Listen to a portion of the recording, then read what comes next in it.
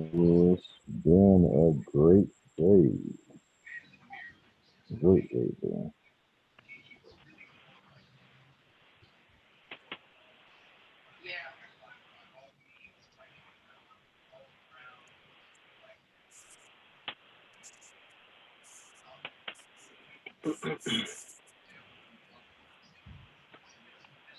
Alrighty, so we up and functional. We are live right now. First and foremost, I'd like to thank everyone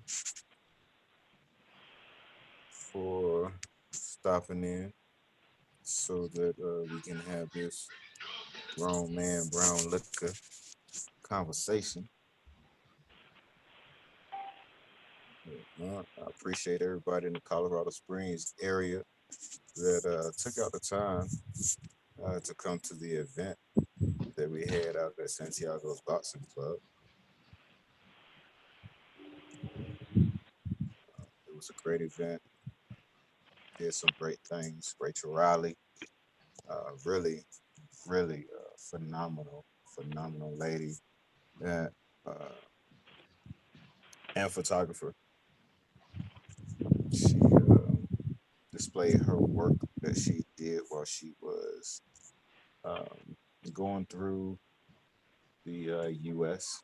during the time that there was a lot of protests, things of that particular nature, with after the death of oh, I just doggone slip just that doggone quick.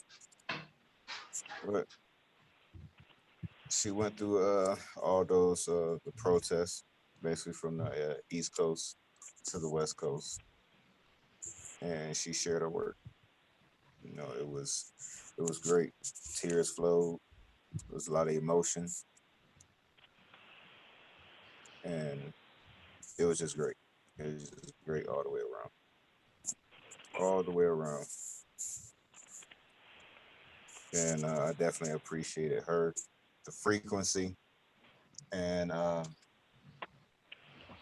everyone else that participated in the actual event. You know, we had some councilmen that came out.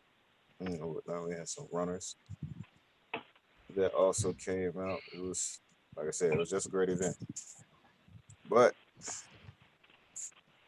you know, we are ready to go ahead and move forward with this thing.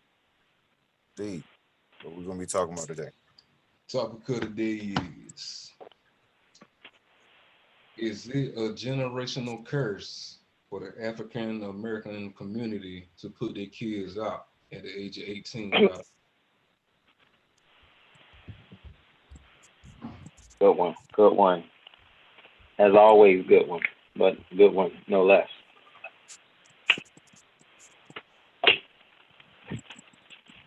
I don't know what's going on, but I'm having a hard time hearing y'all. All right, let me say this again. The topic of today is it a generational curse for us as the African American community to put our kids out at the age of 18 without a plan?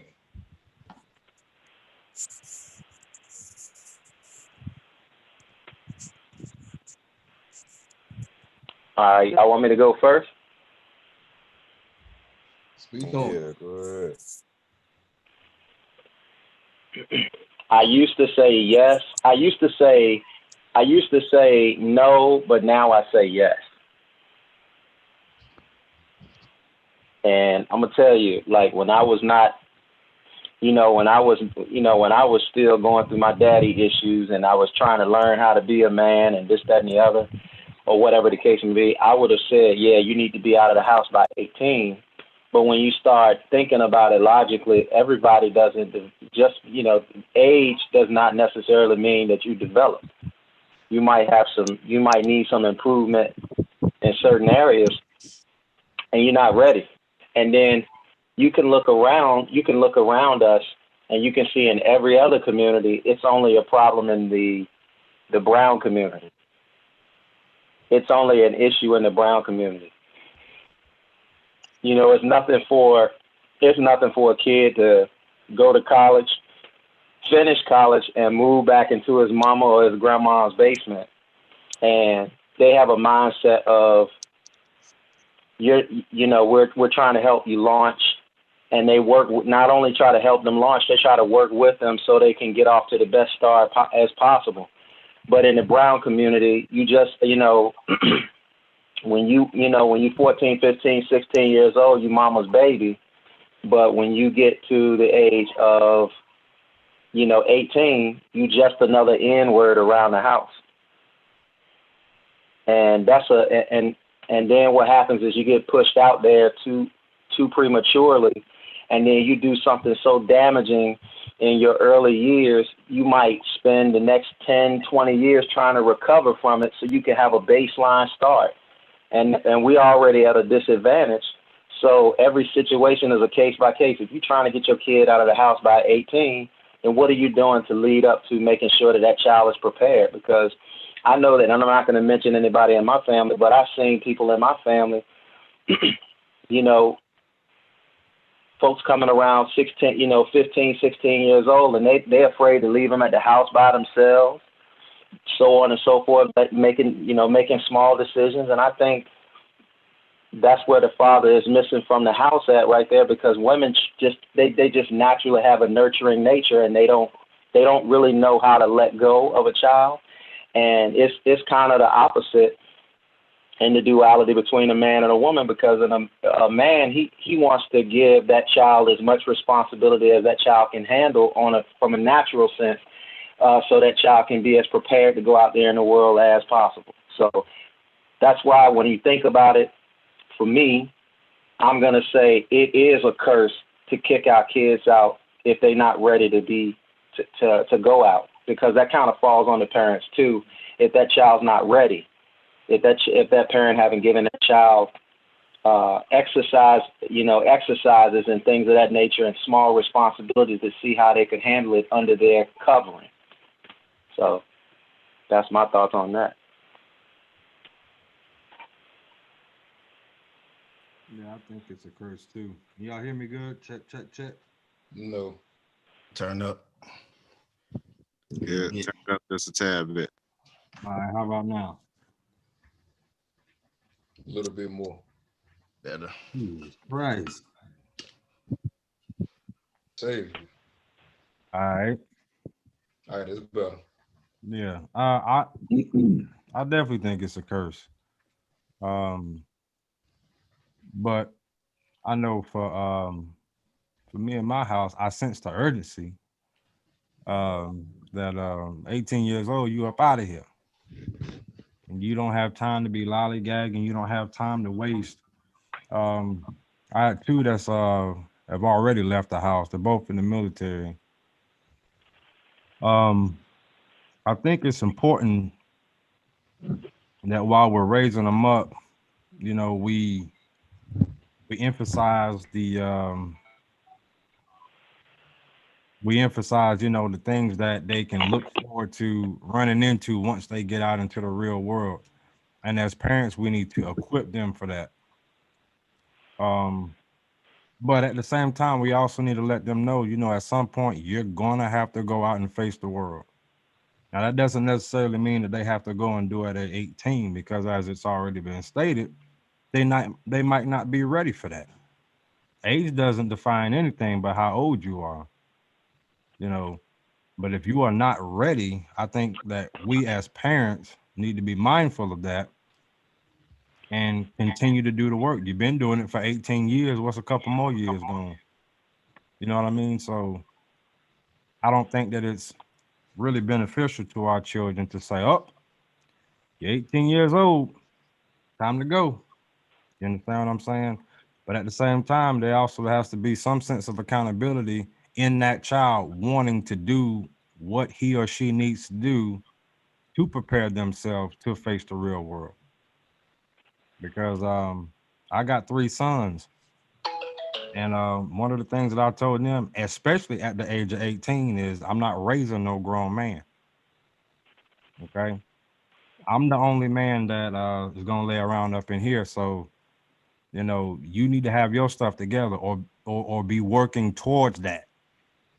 if you're gonna be in here past 18. Now, if you one of those kids that don't make a difference how hard the parents try and you wanna, go against the rules and everything like that, then yeah, You gotta go go early. right on out there. Go right on out there. And one of my favorite mottos in my house is the same dog that bit me is gonna bite your ass too. But this dog got some bigger teeth. Cause see, we living in a different time. You understand what I'm saying? It's not like when we was growing up. This is a completely different time that our children are growing up in.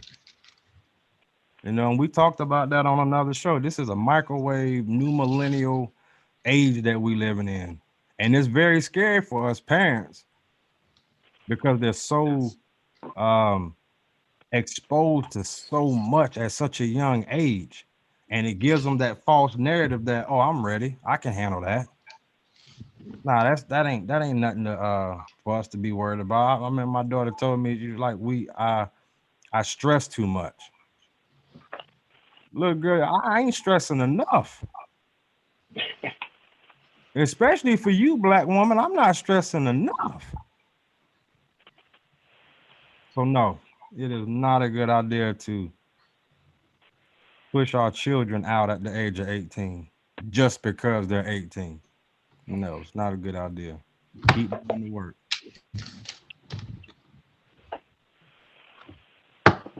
I'm gonna have to agree with the fellas on this one because it is a generational curse and it's one that we have power over, we have control over, authority over.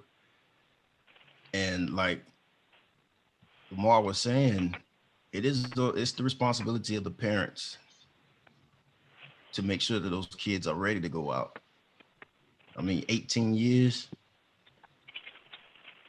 I mean, 17 for some, and even younger for others, depending on their academics. Those children should be sent off with all the things they need financially and everything that they need as far as being taught structurally, as far as how to be an adult, how to manage your money, how to survive in society. And a lot of those things we're not teaching them. We're just teaching them how to survive. You don't teach them about the world and what you're going to have to deal with when you get out there. We don't send them out with the financial needs that they have to go throughout life without the stresses that we have. I say at the very least, the parents should start as soon as they pop out, if not earlier. If they're not even set, I mean, you can go as far back as saying, okay, once you start a relationship, go ahead and build if you're planning on having a family. Because a lot of people wait until they get financially comfortable before they start doing anything as far as building a family. We started then, and not just preparing for having to raise kids, but prepared to have kids that we got to send out into society, we will be better off. These kids should be able to leave the house with no less than $100,000 in their account, preferably with a business already that's working for them, understanding how to invest their money, understanding how the economy works. These are things that we aren't even taught in school, and that's our responsibility because the world ain't gonna do it for us. So for us to send them out at 18 and say, hey, you're an adult, you got to go through what we went through, is wrong. And that's what we were pretty much brought up under. And a lot of parents wanted great for their kids, but they didn't do the things necessary to prepare them for that, for life in general. So I say it is a generational curse, but we have power to change that. And we got to stop being so scared, especially when it comes to money. We so afraid to lose anything, we don't realize we're not even building anything on the other side. Big facts. Well, I mean, the logical answer, of course, is we can all agree it's definitely a generational curse. I know that Ron was a witness. We had a three-way conversation with my mom, and the biggest thing that was on her mind goes to something that Lamar was saying about how he's fearful of his black daughter, and my mama was like she fearful of our black sons. Um, what touched her was the whole George Floyd incident of how that man screamed out. Well, he ain't screaming, but how he was calling for his mom in his last few moments of his life. And she was just like, the issue was this conversation kind of comes full circle from one of the episodes we had before about my stepfather. It caused a big emotional rift in their marriage by him wanting us to be out of the house by the age of 18. And I left first, and my twin brother, he went off to college. And him and my mama had a conversation where he said something about he finally won. And my mama was like, won to what? And he was like, I finally got both of them out of the house. And she was just like, ever since that moment he uttered them words, he was just like, their marriage never been the same. And her thing about it was that she tried to explain to him and other Black fathers is, y'all got to quit being up under this notion that we trying to baby these kids up, because a lot of times it's not. It's the fact of they need somebody that they can depend on, because a lot of y'all are not there. Society for damn sure ain't there. The police be beating them upside of their heads and all that type of stuff. They not there for them. Somebody got to be there for them. So who's going to show up for them? So while a lot of y'all thinking that we are sheltering our kids, especially the Black sons, it's not. But we trying to prepare them how to move, and we trying to teach them that somebody has to be there for them, because our own people are not even there for them.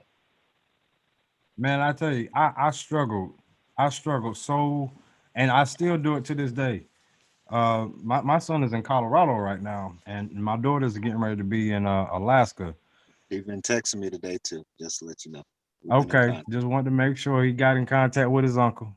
Man, I tell you guys, I struggle with this every day, because one side of me is like, okay, he left as soon as he graduated high school. He was gone straight to basic training from and AIT and let me tell you how the Most High worked this thing out real quick. If I could have a testimonial moment. So he goes to basic training in Fort Jackson. Okay. Now I'm TDY at Augusta, Georgia, at Fort Gordon. So he's in the 25 series like his dear old dad and his Uncle Taylor here. Yeah. And so his AIT is in Fort Gordon with me. And now that AIT is over with, he now transitioned on to Fort Carson, Colorado with his uncle, King. So I thank God for that. He's covered, he's protected, you know, but there's gonna come a point in time where he's gonna be completely on his own. Ain't no family members around or nothing like that. So I just wanted to, you know, have a little moment to just give the Most High my thanks, because I know that he's in good hands. He's somewhere where if anything was to pop off, somebody can get to my baby. You know, not gonna be like that for my daughter. She's all the way in Alaska. Now, let me finish with my son real quick. So when he left,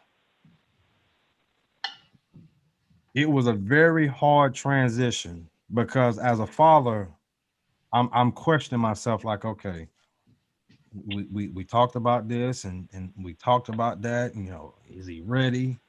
You know, what if this happens, or what if that happens? Well, maybe I should have held him back for a year or two, or until I'm ready for him to leave. And see, that's what we got to be careful of. At some point, we as fathers, we have to let go. You understand what I'm saying? We have to let go. And I struggle with that, man. I'm telling you, it eats me up every day. And then my daughter, my only daughter, my princess, the good thing about what happened with her is when she graduated high school, she immediately started working. And as a matter of fact, she started working 2 jobs in preparation for the Air Force, but it took forever for her to even make it to basic training. Well, she finally made it to basic training, and now she's in whatever the Air Force calls their AIT. That's where she's at right now. But we had that extra time with her, but it didn't make a difference to me. My baby's gone.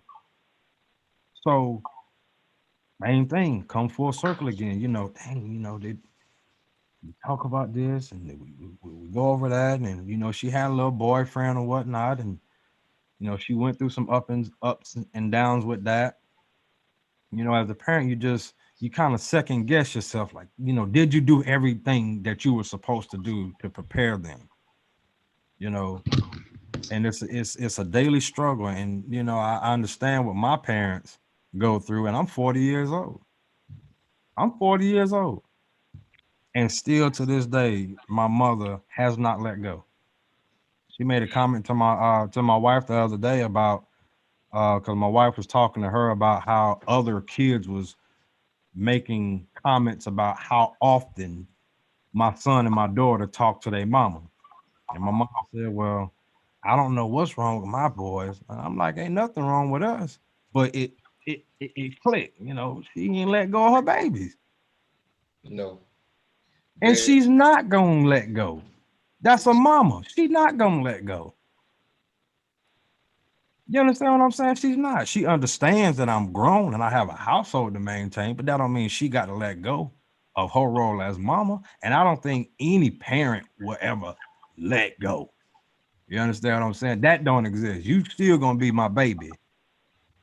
And give a damn how old you are, you still daddy's baby. So, but with that comes that, you know, you're gonna be okay. You will do everything right. And you got to be careful with that because that shit will keep you up at night, guys. That will keep you up at night. So I think what we have to do instead of worrying, be in position. There you go. You understand what I'm saying? We need to be in position because you never know what the dynamics of that phone call is going to be once you say hello and it's your baby on the other side. You never know. But we need to be in position. And I think as long as we do the best that we can now that we have children outside of the home, let's focus on, okay, if my daughter called, no matter what's going on, I have to have a mindset of, you know, being in position and being able to assist my daughter or assist my son with whatever it is that they're going through. Whatever it is that they're going through, we need to be in position.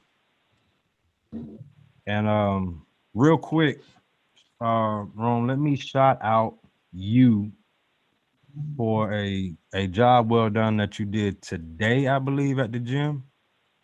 Yesterday. Nah, it was yesterday. Yesterday, dude, you never cease to amaze me, brother. You never cease to amaze me, man. On this piece was Like- phenomenal. Dude, that right there with the how you started it off. And you ain't break it like that to us. Why he ain't lead? Talk to your boy. What's going on with he ain't break it like that, break it down like that to us? Good God. You know, that was bananas, man. That was bananas. I'm a son, I'm a husband, I'm a father, but what am I to the community? Now let's bring it back full circle to what we're talking about. Hold on. Actually, he did break it down to us. He did, but it won't that pretty. It won't pretty like the way he did it at the what you call it yesterday. You had to read the book. Yeah, it's in the book. It's in the book. Yeah, I seen it in the book, but this was live. Okay, it's live and in person is what I'm talking about. Okay, All right, beige. my bad. I'll shut up. But man, that was amazing, brother. But when you broke it down to, you know, what am I to the community? It kind of brings it full circle because that community is what it takes to.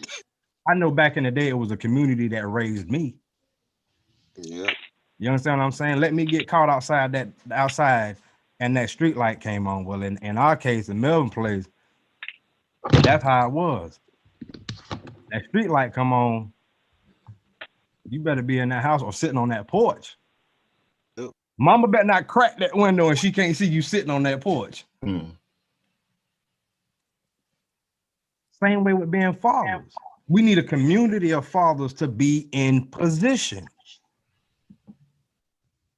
Haley, you got babies. Your children little.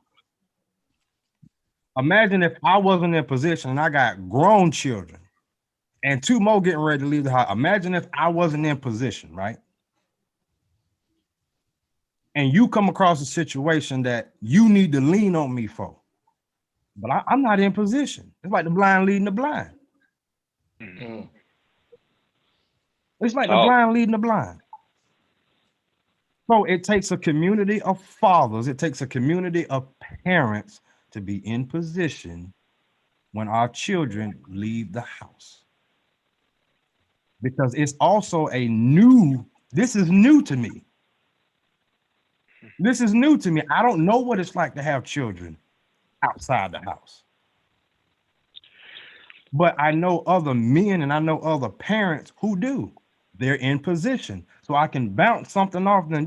Well, my son is going through this right here. He's all the way in Colorado. How do you deal with it? Okay, young blood, this is how you might want to approach that thing. Okay, you know what? That makes sense. Instead of me flying off the deep end and panicking and causing added stress to something that really ain't that big of a deal in the first place. It's about being in position. Now imagine if we applied that to the whole spectrum, be in position. With that being said, I got to commend you. And at the same time, I got to relay a message for my mama, even though you met my mama once and she told you this herself. You were in position. When I told her my truck in the mountains, and you drove 3 hours to come all the way to come get it, and drove 3 hours to go all the way back to Fayetteville. And so when my mama met you, she said she thanked you for going to go get her youngin. That's what she called it from the country. Go get her youngin because she couldn't get to me in another time or whatever. So that's one of the things about being in position and playing your part. You did that. Could you imagine if we all did that, man? It sounds small. Think about it. Oh, let's be in position. It sounds small, but just take 2 seconds. Take 2 or 3 seconds to think about that. Just be in position. Be at the right place at the right time, doing what you're supposed to be doing. That's being in position. Last time I checked, or am I missing something here? No, you spot on. You spot on. All right. And it's just it's a beautiful thing because that's what this, that's what A-Team, that's what we're all about here. It's like if you figured out the code to Matrix, put everybody on game for that, because it's not always money that you have to give someone. Sometimes it's time, sometimes it's attention.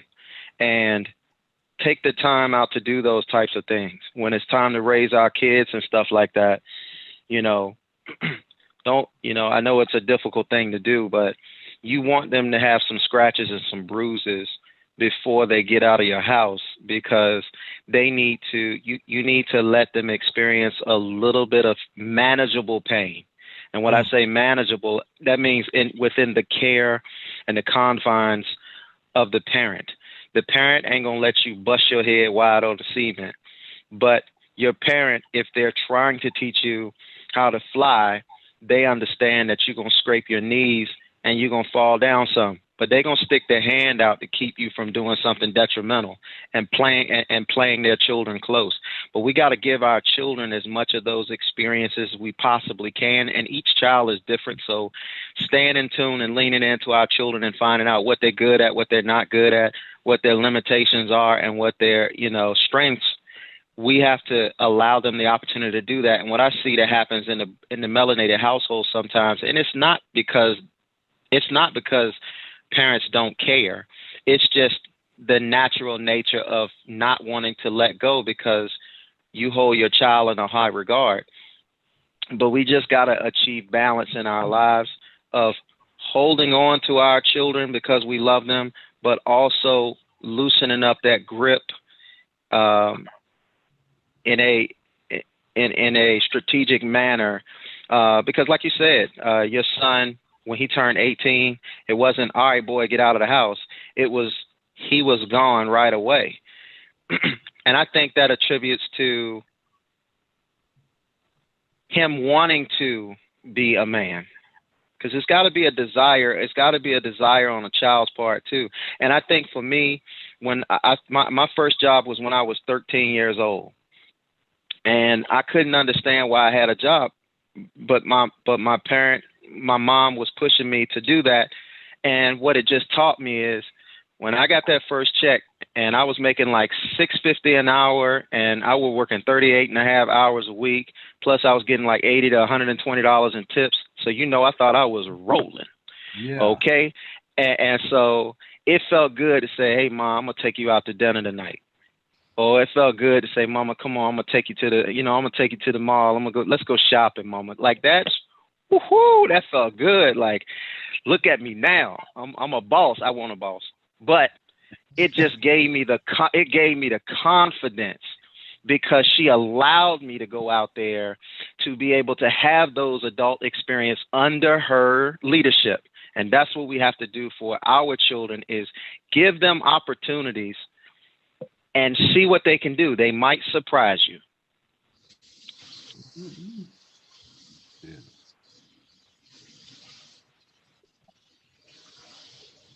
Man, I can talk about these babies all day, man. Talk about these babies. Sweet babies. Hey, my apologies. I just realized that everybody has spoke their piece about the subject except for the author of the book. Hey, just so y'all know, James Mack is in the building. He working on some A-team designs right now. Word. Yeah, I need to holler at that man. Get this mark done. Well, we ain't gonna show y'all what we doing right now, man. He cooking right now in the studio. We ain't even gonna show y'all yet, but it's gonna be crazy. My Gonna be apologies. bananas. I'm here with all my family. I mean, my mama is came in from Virginia. My sister is here from Virginia, and then I got family in from Chicago as well. So I'm trying to mitigate, which is the reason why y'all keep seeing me go off camera. Oh, no, but so I think everybody had the opportunity to say something or whatnot, and everybody brought out a whole lot of great points that I was actually going to talk about. So I'm gonna point out something that we didn't talk about. I agree with everybody on the panel. Yes, it's a curse. It's a curse. Uh, we definitely play a big part in it or whatnot, but it's also the narrative. And I'm gonna keep talking about it because this is what we doing. We changing the narrative on everything, But the narrative is 18,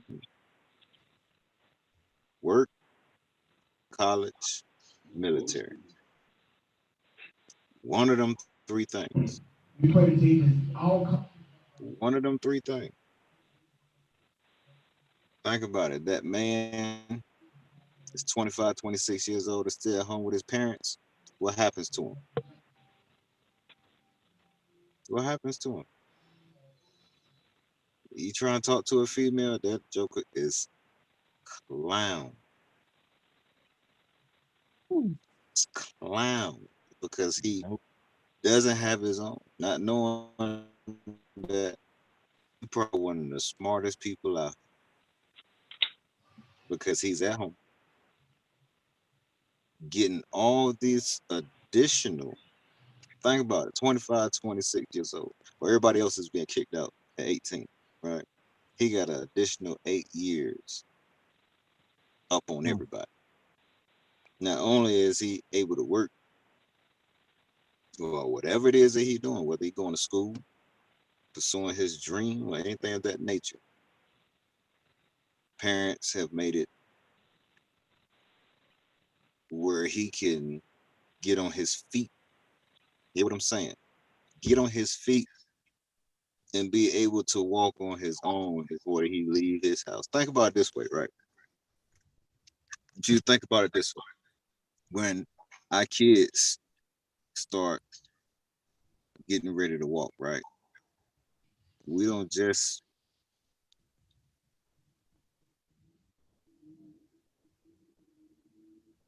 it's a process. Put them on the stomach time or whatnot, so they can the muscles not be able to lift up from off the ground, whatnot. Then eventually get to the point where they on all fours. Then from there they start crawling. And then from there we coach them a little bit more. Maybe let them hold our fingers while they take steps and things of that particular nature, right? Till they get to the point where they off to the races by themselves. But what we don't realize is this, right? The moment that they graduate from school, they turn into babies all over. They turn into babies all over again because they have no knowledge. Well, so we could have taught them everything it is, gave them every tool needed and necessary to be prepared for this work. But they turn into babies all over again. And if you think I'm lying, think about how long it took you to get on your feet and get right, to get where you at right now. Last year. Think about it. 20 From years. graduated to this point, how many years is that? 20 for me. 18 for me. Yeah. Yeah. So it's almost like reliving it all over again, going through the process all over again. But we don't see it that way because the narrative is you turn 18, away from school, work, college, military, something of that nature. But that is the reason why we got to change the narrative and why what we're doing right now is so important. So important. I was having a conversation with the wife, about some of the decisions that some family members and stuff was making. I was like, they still babies. They 2-3 years out of high school trying to make decisions that it took us years to get right. And we give them the narrative that once they turn 18, they grown. So they don't have to listen to us no more. And it's not true. It's not true. I just want to talk about parenting just for 1 second or whatnot. Just for 1 second. My wife say that I'm really hard on the younger kids, but I take it easy on the older ones. This is my thought process right here, right? Look at it like you have this clay in front of you, this hard molten clay that you gotta transform into something that's beautiful. When you first get that clay, you gotta really work it. I mean, work it. You gotta pound it, really, really work it until it is soft enough to where you can start molding it into what you actually want it to be. So them early years, I'm on your head. Yeah. I'm on your head until you get the understanding, right? It's not about fear. It's more about respect and understanding. That you know and you understand that if I do this right here, I already know what the consequences are. Now, once I done get that that mold in where I can start forming it into an actual shape, it's time to loosen up now. Because if I keep being hard on it, right? If I keep being hard on it, then it's gonna lose its form, and it's gonna be worthless. It's gonna be worthless. So now I gotta start having a little gentler touch. So I go from you better tell do what it is that I say and nothing more to what do you think about this? How do you feel about this right here? If you was in this situation right here, what would you do? Start changing the tune of the conversations. Preparing them. I shouldn't be waiting till my sons have had their first wet dream to try and explain to them about their body. Mm. They should already be prepared for it. Same with our daughters. They shouldn't have that embarrassing moment wherever it is or whatnot, whether it's at home, in school, or wherever. They should already be prepared for it. Be prepared for it and know exactly what it is that they need to do. I talk about it all the time. I never forget it. My oldest son, you know what I'm saying? I had that conversation with him when he was started having it about 8, when he was about 8. It's like a few years from now, you're gonna experience this right here. Mm. And you looking at me like I was crazy, you know what I'm saying? Like I'm talking nonsense. A few years later, I think he was about 10. Had that conversation with him again. Look, coming close, coming close, coming close. Then when it happened, I wasn't even with his mom anymore. But when it happened, called me, all excited, all excited. You know, and it made me feel proud. Like, yo, he was ready. But for some reason, right, the narrative is, and I had this conversation last night. I talked about this and had this little minor debate last night about experience. For some reason, the narrative is that in order to learn something, you have to experience it. No, you don't. You don't. So, in order to maneuver around hurt, you got to first be hurt. No, you don't. Not at all. So I see you step out in the street and you get cleaned up by a car. You think I'm gonna step out there without looking? Oh man. I see that. I see that crackhead over there. I just learned I don't want to look like. I don't want to do that. Crack Seriously, is whack. seriously. I need to go through that. No, I can't. I don't know what it is that person is going through. So let me go over here and light this up real quick so I can. Yeah. I'm cool. No, but you know, again, as the molding and stuff is going, things of that particular nature, everything is start forming, or whatnot. Then you got to put them in the fire.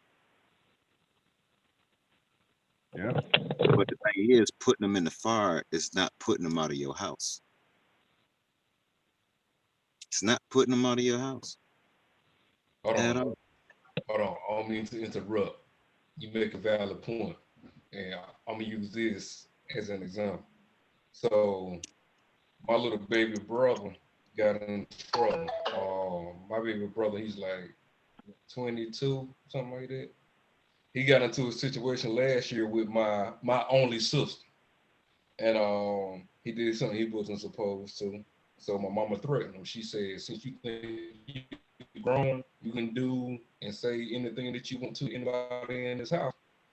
You gonna start paying your own car." So basically, she was like, "You gonna start doing everything on your own." He's still in the house, but you gonna learn the hard way. And at first, he was trying to like, "All right, man, this is whatever. I can do it." My mama called me. I had a conversation with him, and I threatened him. That man changed his tune up the next day. He went back and apologized to all of them. He was like, "All right, I already see your way. I no longer want to do it."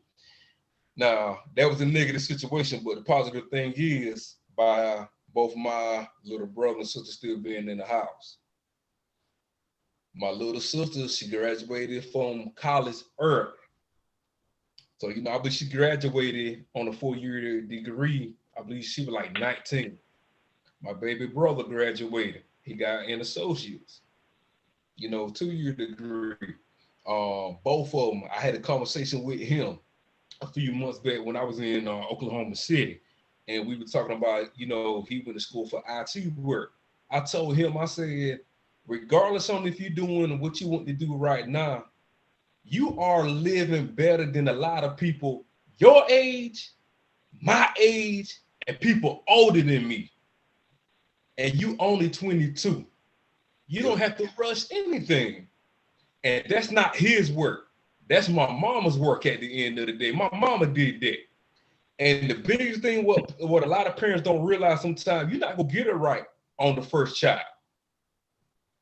Once you start living that experience or whatever, you start having other kids, you're like, okay, I'm not going to put them through the same thing I put the oldest ones through. So it's not called you being soft on them. It's just, okay, let me take a different approach. And that's what she did with them. She like, I'm not forcing them out the house. Why am I going to force them out the house and for them to go bump their heads and learn stuff the hard way, and for them to be calling me every week talking about I ain't got enough money to pay the rent or whatever? You can learn everything in my house. I can still answer you. You still an adult. You can still do what it is that you want to do, but you still in my roof. I'm not going to feed you to the wolves. I'm not going to put you out there until you ready to go. There ain't nothing wrong with that. Ain't nothing wrong with it. Ain't nothing wrong with that. And you said something that is so true. So we with Aja, my oldest baby, my daughter, we went through it, man. Oh my God, we went through it. But like you said, you don't get it right the first shot. When Josiah come around and it's his time, smooth sailing. Smooth sailing as far as the transition out. Now watch this. Zephaniah and Elijah, my two little ones that's still here. Zephy turns 15 next month, and Elijah turns 12 in May. Oh, time flew by. Boy, listen. I look at how I dealt with Josiah. Okay. Now, mind you, same exact patterns and behavior, same exact struggles, same way all the way across the board. But I thought about, because I was getting ready to, knock Zephaniah head smooth off the other day. I said, you know what? Now Josiah caught it. Okay. I'm just gonna be real with you. Josiah caught it. And I think about the effect that it had on him. It got to the point where he was real timid around daddy. Didn't want to talk to daddy too much because he didn't know how I was gonna handle it. He finally come around. And now with the conversations that we have now, it's amazing. I'm just thankful for my oldest boy. Everyone, we got a message. Then with Zephaniah, I'm like, okay, all right. I can't take the same approach that I took with my oldest son because I don't want what happened with my oldest son to happen with my middle baby. So there's a different way I'm a approach those things that Zephaniah is going through. You understand what I'm saying? Mm-hmm. And it's working. It is really working. And Elijah, I shouldn't have no problems. I shouldn't have no problem. It should flow real smooth. I should be able to put on the schedule. Okay, we're going to talk about the birds and the bees around this time of the year right here. And we're going to jot that birds and the bees right here. You know, I'm gonna have it laid all the way out. You understand what I'm saying? So you're right. You know, you're not gonna get it right on the first child, but you know, parenting, you learn every day along with your child. You learn right along with them. You know, but again, like I said in the beginning of the show, you got to be in position to do it. There was a video that I saw in the past. It was a black mother. I think she had about 3 kids or so. And she had them, like she was not letting them leave the house unprepared. And they were going to stay in the house until they were ready to be out of the house. And I think if I remember correctly, it went as far as they submitted money somewhat like paying bills. But what she did with the money that they had from the jobs, she put it in an account or saved it and set it to the side for them for when they did leave. So they had the opportunity to learn and see how their money works because they participated in paying bills and taking care of responsibilities as far as chores in the house. And a lot I think about how everything was like. Look at our grandparents or great grandparents. You have where the average household had maybe 14, anywhere from 10 to 14 kids, 8 to 14 kids or so. The age range between that, let's say the older daughters, they learned how to keep house and they took care of the younger siblings because they, like you say, you got a 12 or so year gap. At that point, the youngest one seems like a baby to you, like your own child. So you're helping mama with taking care of those younger siblings. And the same happened with the boys. They help dad with the work around the house, in the yard, on the farm, or whatsoever. So they learn how to make ends meet and do work with their hands. So by the time those kids left the house, they were prepared to take care of house. Now our society, although is a little more tech savvy and has a lot more things that are a little bit different, and once we go out into the world, those same basic fundamentals still apply, because no matter how much we change with all these technology or technical achievements that we have so far in society, the basics never change. You still have to create a life, take care of a life, and sustain house. How you do it doesn't matter. Whether you one that's a hunter-gatherer and you actually hunt for your food, like a lot of people do in Alaska, as I saw, or you work a job and you buy your food from a store. It doesn't matter what background or what you do, you still have to take care of those foundational elements to a household. But I would say that in the past, like our grandparents and great grandparents time frame, there was a difference in how you were trained up as a child, because you participated in the upbringing of your younger siblings and you participated in keeping the house, and the boys participated in work around the house. And to a degree, I say that it's still necessary to this day. Even if you don't have, like where we stay at, me and Lamar and Lee. I don't know where D is at this time, but Outside of Lamar. But where we stay at, we might not have as like we're not on like 5 or so acres out in the country. Like we in a place where we have like HOAs or complexes where it's built up. You don't really have to do as much maintenance, but something as simple as cutting the grass, taking out the trash, anything like that. I mean, it's still rearing them. And okay, as a man, this is what you got to do. If you got to replace an outlet in the house, fix a gutter, patch up a wall, screw tight some bolts, change some lights or something, you learn, hey, these are your responsibilities as a man in the house. We don't even have to establish them as particular gender roles, but that's how we see them. A woman sees a man, hey, he can change a tire, change oil, cut grass, fix an outlet, change a pipe in the plumbing, patch up a wall, hang a picture. All of those things, he can take care of house. So I can focus on cooking a meal, doing laundry. Now, that's not static roles or hard roles that has to be done, because at any given day, any side can do any of those jobs. Because honestly, you should train your daughters to be able to do the same things that a man can do, so she's not totally dependent on the man. Because I mean, all men aren't good men.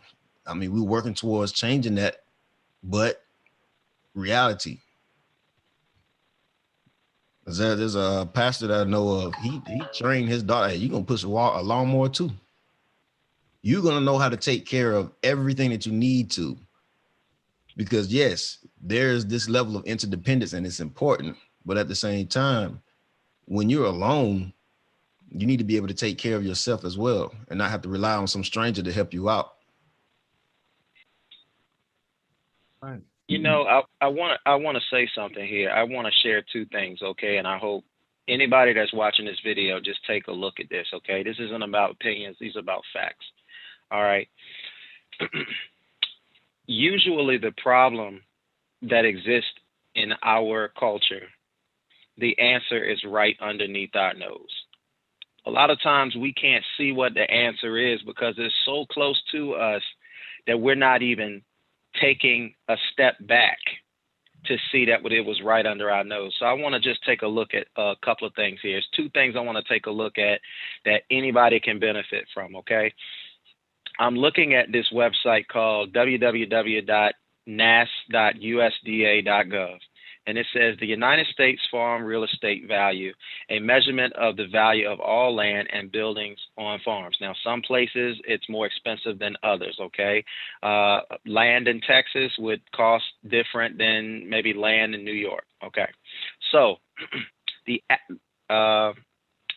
says the United States Farm Real Estate Value, a measurement of the value of all land and buildings on farms, averaged $3,160 per acre for 2020, and there was no change from 2019. So meanwhile, you got people like Bill Gates running through and buying up massive amounts of land. So all you have to do is, if you want to find out what it is that you're supposed to do, stop paying attention to people that's not doing what they're supposed to do, and pay attention to the ones that are at the top doing what they're supposed to do. Whether you agree with their ideologies or not, you can learn something from Trump. You can learn something from those guys like that, even if you don't like the way they conduct themselves. But pay attention. $3,160. Okay. I understand some of you don't have $3,160 in your bank account, but that's a small monetary milestone that you can hit and you can get to.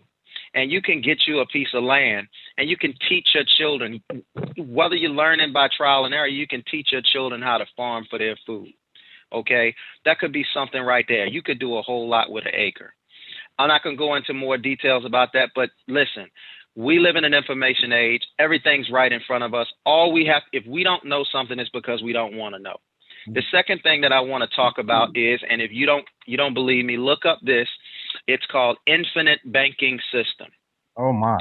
If you look at the Infinite Banking System, have y'all ever heard of the Infinite Banking System? Yes, sir. Oh, yes. So for those that don't know it, I'm going to give you a quick drop. I'm not going to even tell you too much about it because I want you to look for it. Because if you don't get it, if you don't come from this call, you don't come from this Zoom, and you don't look for it, shame on you. Just shame on you. You wonder why you don't have any goals in place or whatever the case may be. It's because you don't have these small milestones that can make a huge difference. But an infinite banking system, they can show you, and they can show you how to, you can take something like life insurance, something in the brown community that everybody is so scared of, right? We don't want to talk about that. We're like hundreds of years behind in having those conversations, and that can be used as a cornerstone of wealth. It's not about a death benefit. There's living benefits that you can use that for. The second thing is you can use life insurance. You can use life insurance so you don't have to pay, you don't have to pay taxes on that money if you can grow a retirement tax-free. And back in the 40s, man, taxes went up as high as like 90-some%. Now, I'm not saying that we're going to go back to that point again, but if it comes to a point, how would you feel if Uncle Sam had his hand in your pocket and he was taking 90 cents for every dollar that you make? You would feel like, damn, I'll be damned if I do, I'll be damned if I don't. But these are some of the things that we can talk about, and these are some of the things that we can actually put into action to change the narrative. Because right now, we own 0.5% of the wealth of the United States, and that's exactly how much we own coming out of slavery into the Reconstruction period. So nothing has gotten better for us because we're complaining about so many different things going on, but these things are things that we can control. Everybody can take $50 out of their paycheck and just say, you know what, damn it, I'm just taking this $50 and I'm going to move it for my family so I can put them in situations. Somebody said early on the call about getting them started, I think it was Chris, getting them started with $100,000. If you don't have a game plan, it's going to seem like a daunting task. But with the infinite banking system, you can put money into it. Like I'm talking about like $250 a month for like 4 years, and $200 a month for the next 4 years, and $100 a month for the $150 a month for the next 3 years. And then you could just simply stop. And then they'd have enough money to be able to go to college, put a down payment on the house, buy their first car, start money for their business and stuff like that. And these are little pennies that you can scrape together from the coins that you collect throughout your month in your and your sofa that you can pull money together for those types of things and empower yourself. And then you can borrow money on your money without having to go through a credit system and those types of things. So these are two types of things that we should be looking at right now. Land. You talking about buying a house or doing something like that, man, the wise people say, let me buy me some land first. Then you lift up so many different restrictions. So these are some of the conversations that we need to start having with our children. Games like Monopoly, helping them understand how to play. Look, man, I remember when I used to play Monopoly, man, I used to always try to go for Boardwalk and Park Place, but it was a guy that told me, he said, leave Boardwalk and Park Place alone, man. Get you them small ones, get you them utility companies and them railroads, and get everything on the other side of the board. And those types of things will help you. Because because it'll get to a point in the game of life where everybody got to come on your territory and you collect it. And it teaches you that. And we don't do that. When we were growing up, we used to play Monopoly. We used to play Monopoly, we used to play all of that stuff. And we don't do that stuff right now. I think they got a game right now called the cash flow game, or we need to start doing those types of things with our children and stuff like that. So sorry about going on a tangent, but I felt like somebody somewhere needed to hear that. Talk that talk. Exactly. You mentioned my game. Sure did. Literally, I play that game with my kids. That's why you're a good dad. That's why you're a good dad. But I feel you though. I feel you, and I agree with everything that's been said. Like I said, the biggest thing is changing the narrative. We have to change the narrative on this thing, man, for the sake of our kids, really. I mean, look at it this way, right? Look at it this way, and everybody's situation is not the same. I want you to think about this. How old was your parents when they had you? And if you're not the oldest, how old was your parents when they had the oldest?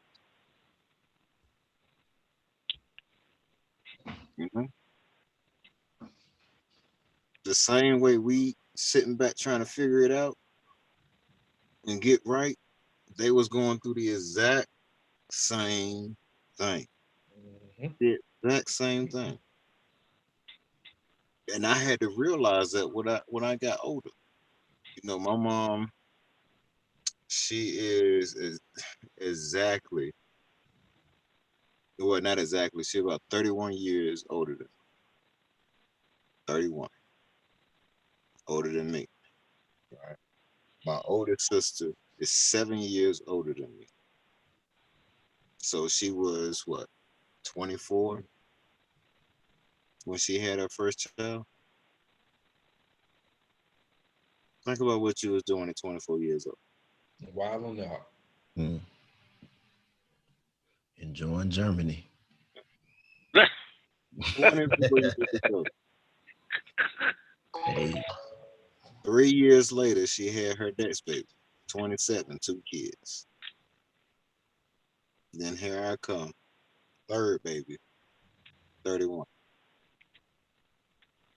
And then now it's even crazier because you got people having kids as young as 13, 14.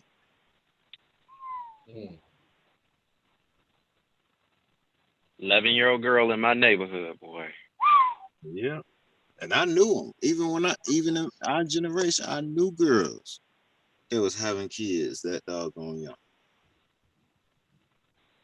You ain't even fully got to the age of 18, the whole so-called age of being an adult. For all my biblical people, shoot, the Mashiach wasn't able to walk into his purpose until he hit 30.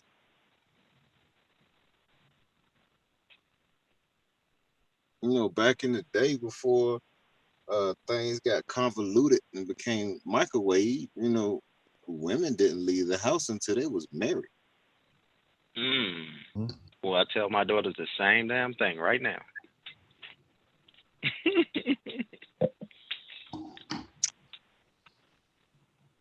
And the sons couldn't even think about marrying someone else until, one, they received their inheritance, or they had something of their own,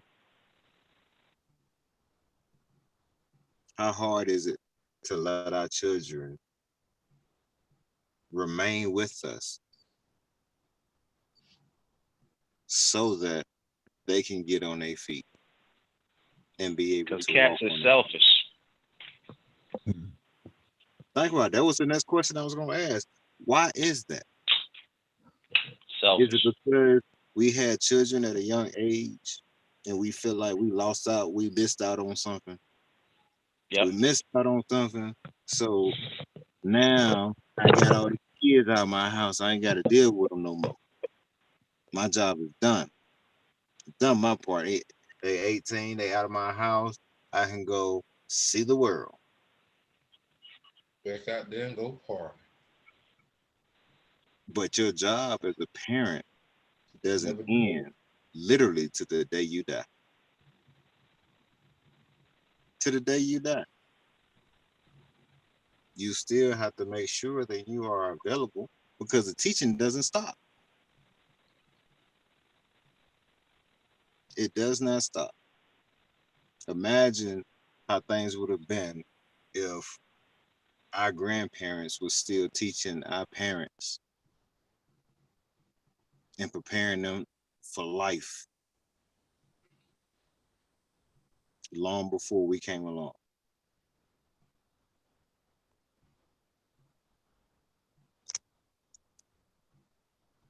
Let me jump in here right quick. So on my biological father side, I only knew my grandmother, and didn't know her very long before she passed. And then on my mom's side, I never met my grandfather or my grandmother. Mm. Now we had people in our life that we called grandma and grandpa. You know what I mean? And they've since passed on. But Rome, what you said a few minutes ago about imagine if the grandparents were still teaching, my parents, man, that would be amazing. And sometimes I get a little envious of my children and of my wife because she knows great grandparents. You know what I mean? She grew up, her grandmother's still here. Her grandfathers have passed in, recent years, but she had that growing up. And it made a difference. And then my children, they have my parents, they have her parents, they have my wife's grandmother, so their great grandmother is still alive, and you can see that difference in the children. You can see that tribe, and you can best believe we call her Nana, which is my wife's grandmother, still instills in my wife's mother, which trickles down to my wife. So that definitely makes a difference. You know what I'm saying? It is very important and it makes a difference. And again, I'm thankful that my children are able to experience that when I wasn't. You know what I'm saying? And I want to touch on something real quick. We're talking about parenting.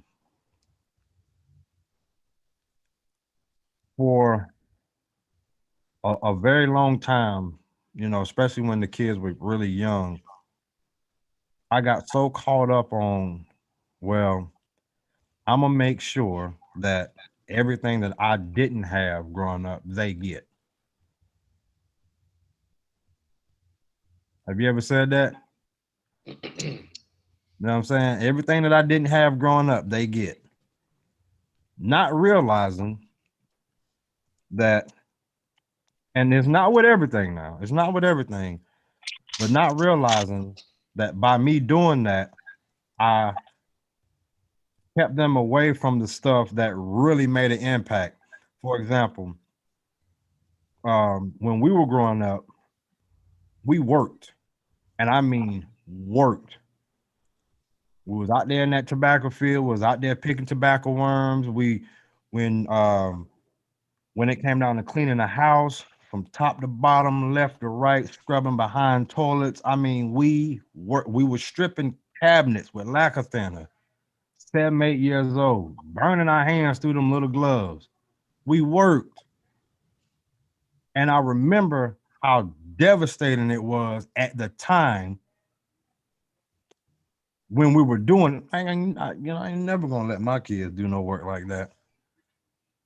But then what ended up starting to happen was they began to get the, oh, I'm privileged. They were spoiled. But when it came time for me to, when it came time, like, no, y'all gonna get out here and y'all gonna get this work. They started looking at me like I was speaking a different language. You understand what I'm saying? They couldn't comprehend why I was putting them through the ringer like that. Oh, but now they have an appreciation for taking care of the house. They have an appreciation for getting out there and busting your behind and making a couple dollars. You understand what I'm saying? And it goes back to what Lee was talking about and preparing them. You know, so just thought I'd share that little story right there and some of the things that I was doing early in my parenting days when it came down to, you know, the kids and not having what or me giving them what I didn't have growing up. I think that There has to be a balance. I think that we all experience it as parents, and literally where we trip up at is the reality of what it is we're trying to do and what we want to accomplish is that we want our kids to be better than us. We want our kids to be better than us. You know, um, I was the exact same way. You know, everybody used to eat all them name brand cereals and stuff, and I was hitting them knockoffs. So I was on that.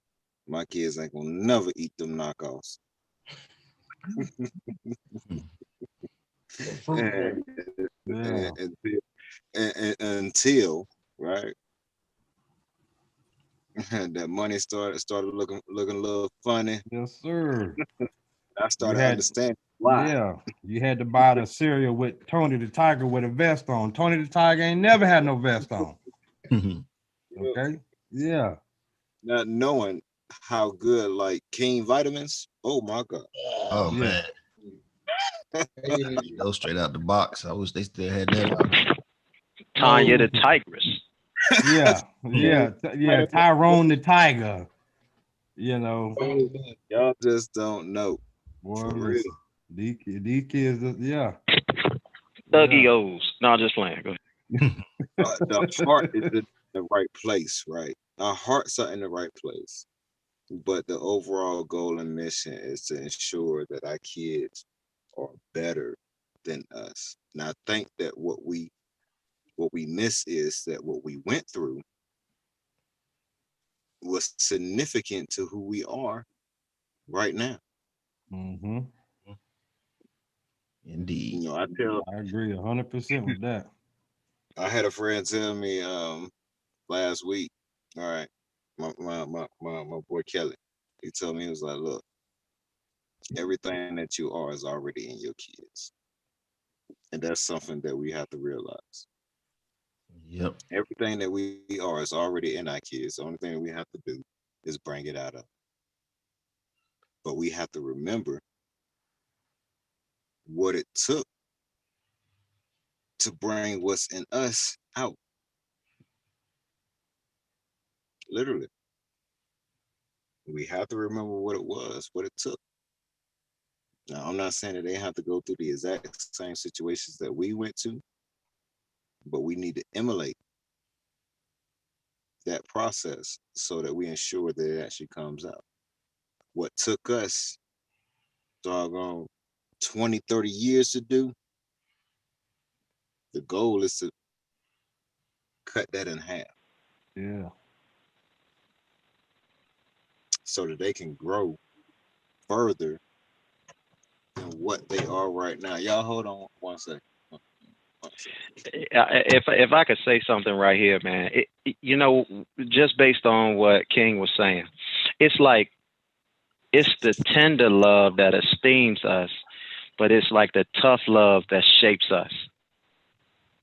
If you ever just sit back and think about what you were just saying about all of that stuff that you were doing, which you were in the tobacco fields and cleaning and scrubbing toilets and getting, you know, blisters and burns on your hands and things of that nature. Now look what you turned into. You think it was because of the soft love? So, and I'm not saying that let's just get rid of soft love, let's just have tough love.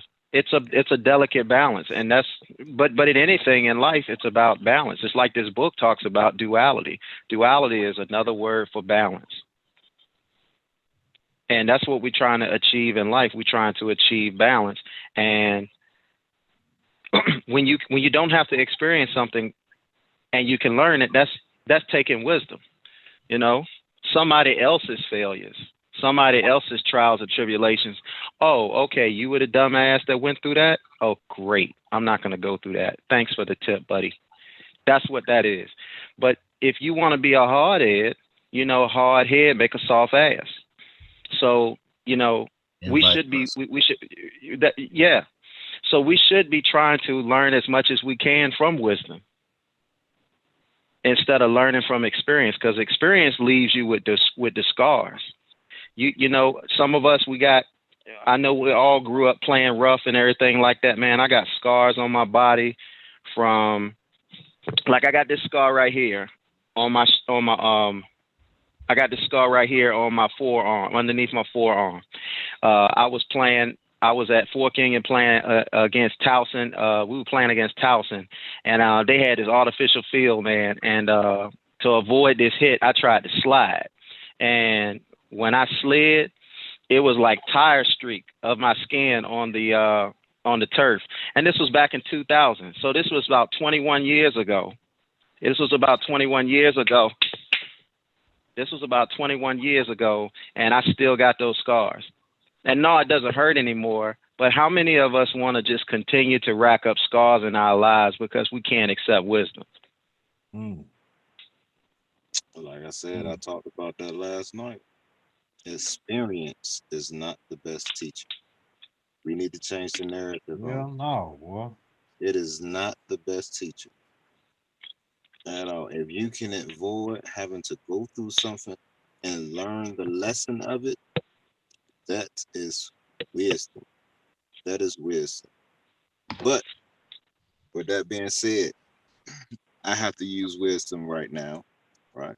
And go. Like I said in the beginning, I have my family here. If you haven't noticed or whatnot, I've had to break off a couple of times. So we're going to go ahead and go into our final thoughts, and we're going to pick things up on Friday.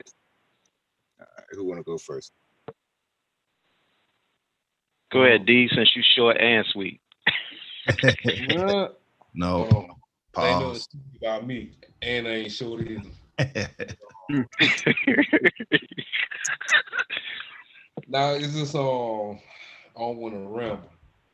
I will say this though, I was kind of dreading doing this episode only due to this last minute work situation.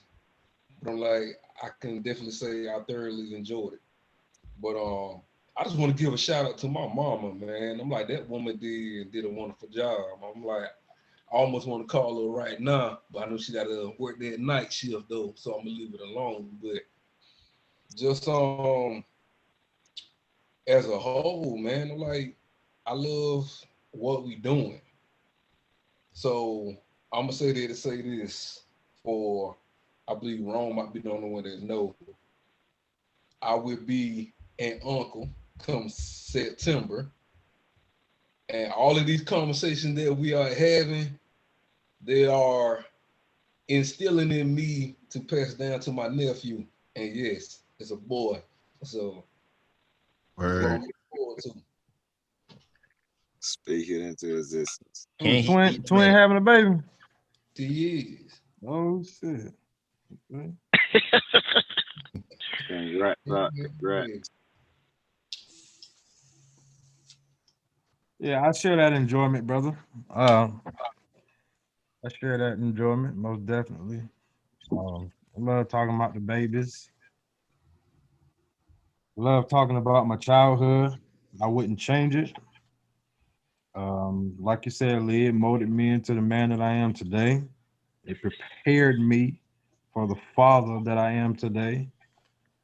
And looking back on these last 20 years of parenting, most definitely there are some things that I would definitely do better if I could change my parenting. I needed to correct that. If I could change the way I did certain things as a parent, I would definitely do that for the benefit of my babies. But for the most part, I think I did a pretty good job. Still doing a pretty good job. And I too need to send a shout out to my mother and my father who, man, went far and beyond the call of duty for us in some of the harshest conditions, in some of the roughest parts of Fayetteville, man. They made sure that we were taken care of. They made sure that we were taken care of. And, I thank God for them. I really do. I thank God for them. And they're still kicking. They're still hanging in there. You know, my dad told my dad about the podcast, and well, he itching to get on there. He said, "Man, my foot started itching when you said." And I said, "Daddy, you ain't got no legs. How your foot itching?" He said, "Don't worry about it, son. It's itching right now. Hey, Y'all let me know." Matter of fact, the crazy thing is, I actually thought about your dad earlier, and I was thinking about this podcast, man. Yeah, man, he's something else. Sure, mad I ain't get to see him while I was out there. Oh man, yeah. But he sends his love, man, and he gives his stamp of approval on what it is that we're doing and the movement that is taking place, and the conglomerate that is being established literally in the eyes of the people, and they just don't know it yet. They just don't know it yet. I want to send a shout out to you guys because iron sharpens iron. Okay. And you guys are really motivating me to stay on track. Y'all are motivating me to be in position. And I thank and I praise the Most High for each and every one of you guys and for the millions of men that will join in this movement. I'm speaking it into existence. Oh, it's happening. Yeah. Yeah. We're definitely going to do what you said, King, and change the narrative. It has to. It has to. And the topic of discussion was, is it a curse? Well, the curse stops with me. Yes. I second that. The curse stops with me. Okay. So I feel like I feel like saying something, but I'm gonna wait. Bro, got to get off. But that was my final thoughts. I think I'm gonna let Lee end it tonight. I'm gonna caveat off of something that King was saying, and I agree with the fact of the aspect or the notion behind what was said when it was saying experience isn't the best teacher. But I want to go into detail on that because I know that came from our understanding of experiences, because I would say that it is a great teacher. I ain't gonna say it's the best teacher, but the experiences shouldn't be flawed. When we're saying that experience is the best teacher, we need to also make it known that those experiences don't have to be a bunch of mistakes, because a lot of people that tell people that experience is the best teacher, they have the mindset that you got to make all these mistakes and learn from them, when actually experience should be the teacher, in the fact of we're learning from the experience of those from our past. The scars have already been attained.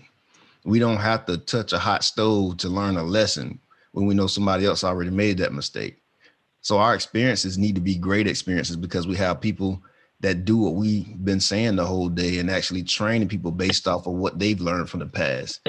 At this point in our lives, we should be at this point, period, we've gone so far and experienced so much in history that our experiences shouldn't be bad.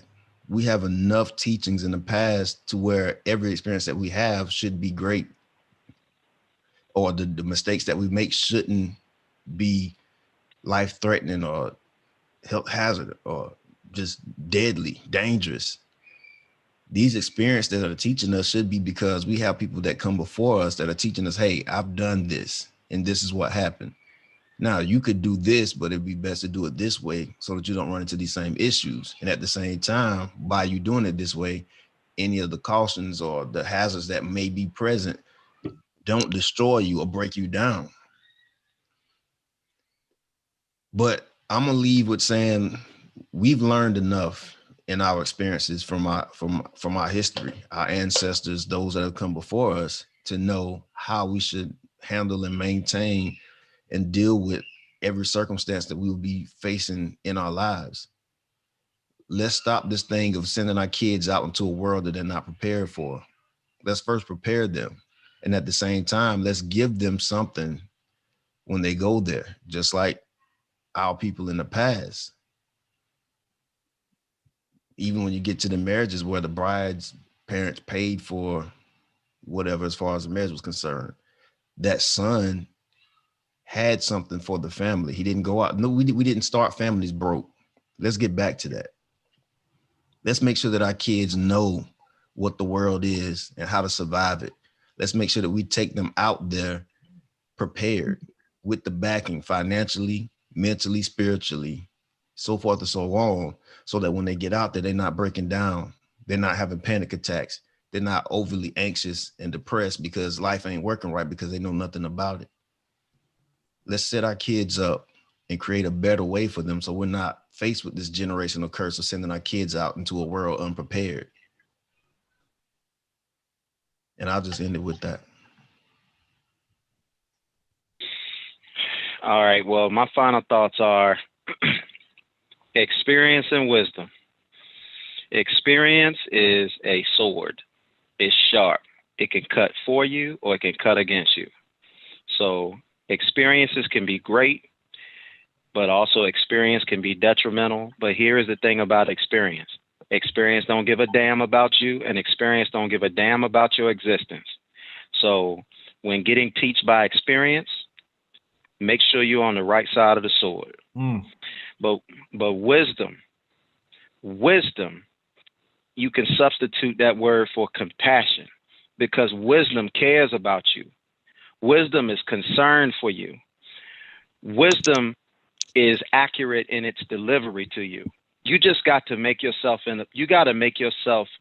prepared to receive wisdom, because wisdom wants and roots for you, but wisdom ain't going to do it for you. Wisdom is going to say, here is the blueprint. Will you take heed, or will you decide to lean on my brother experience? Because my brother experience ain't got a damn compassionate bone in their body. And when you lying there bleeding, dying, calling for your mother, experience ain't going to have any care for you at all. It's going to move on and say, who's next? So that's how you should approach that. And in regards to our children, it's a lifetime commitment, fellas, ladies. It's a lifetime commitment. Your parenting days go on until you 6 feet under. And you know what? Your children are going to be calling on you and speaking to you when you're gone too. So they're going to need you. They're going to need your energy. They're going to need your spirit. So when you're stepping out there and you having children or whatever the case may be, understand it's not an 18-year experience. It's a lifetime experience. And somebody said this, I think King said this about when you turn 18 and you get out there on your own, it's like you're a child again. I want to say that that everybody, if given the opportunity to live as long, has 3 lives in one life. That's the first 18 years. That's the adult life, and then you're also a baby again when you get to the point where somebody needs to take care of you. So please be kind to everybody that you come into contact with, because you just don't know who you're gonna need. You don't know when it's gonna happen. So please treat people with care, concern, and consideration as you climb in the ladder to get to the peak of your life. Because at the end of the day, you're gonna have to come down the mountain from the mountaintop. And how you treated people when you were going up the mountain is how you may get treated coming down the mountain. Words to heed and words of wisdom. Words of wisdom. Indeed. I've been saying it for a lot of this show, which is changing the narrative. That's really all we need to do. You know, everything it is that we're talking about right now, I'm pretty sure that there's a lot of us out there that feel the exact same way. Say again. My bad, brother. My bad. But I know it's a lot of us that feel the exact same way. Exact same way. All we have to do is change the narrative on this thing. And you change the narrative by just simply doing. By simply doing. Stop worrying about what it is that everybody else out here thinks and focus solely on what it is that you need to do. Stop looking for approval. That's part of the problem of our culture. We've been looking for approval for too long. Too long. You don't need it. You do what is best for your household. Best for your household. All we're saying is 18 years is not enough time. It wasn't enough time for us. What makes you think it was enough time? It's going to be enough time for our children. So let's change the narrative. Let's change the narrative. Again, I thank everybody or now for taking out the time to sit back and watch what it is that we actually doing. We've been going strong now for what? 2 months, 2-3 months now. Mm-hmm. And it's been great. There's been a lot of big things that have taken place since then. And I need to make a quick correction because I don't want nobody to watch this and think that I'm not culturally sound. George Floyd. That's the name that I was searching for. That's the name that I was searching for. I just didn't want to make a mistake on it because, quite frankly, there's been so many of us has been knocked off and we've been protesting about. It makes it difficult to keep up with the names. It just does. And that in itself is not a good thing. So that's who it was that I was talking about earlier when I got stuck. But again, thank everybody for taking out the time. We got a lot of big things that's coming along. Can I Be the Man? A letter from us to you. Pre-orders should be coming out no later than Wednesday. Check out for the notification. If you haven't already, like the page on Facebook, King Nab, KING NAIB, Instagram, king.nab, KING.NAIB. Got a lot of stuff going. 18 TV, we rolling with it. You got Buckeye Financial out here. Check out the page. And we got Telemade Productions as well that is out there. And then everybody already know that if you're looking for that throwback jersey, baby, Mr. D got it for you, boy. Hit him up. Keeping them fresh. If you need it, he got him for the Lodo. Word. You got him for the Lodo. I know you ain't gonna want to print mine, but I need my boys. The dynasty era. It's been a while. But Yeah, say that's a whole nother podcast right there. Don't start nothing on here, boy. yeah. I know. Hey, just to let y'all know, man, starting April the 6th. April the 6th. Can I be Yeah. the man? Can I be the man? The podcast is coming.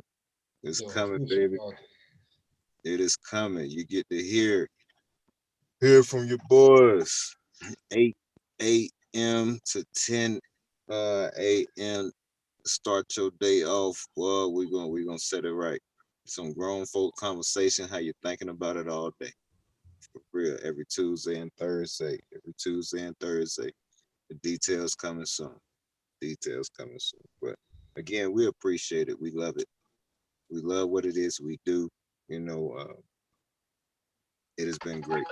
It's been great. But we're gonna go ahead and get up out of here.